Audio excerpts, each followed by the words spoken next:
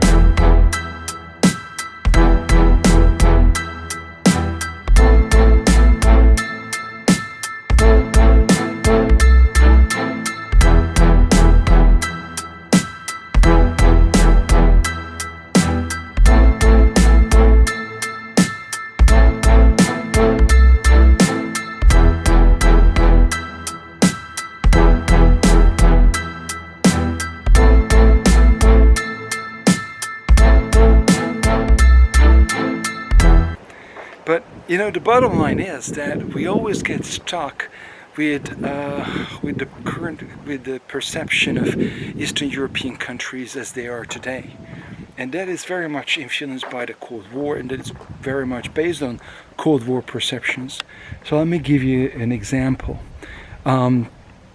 Czech Republic, Czechoslovakia has been part of the Soviet bloc, and has been identified as, albeit one of the most developed in economic and technological sense, communist countries, but a communist country and part of Soviet-controlled Eastern Europe.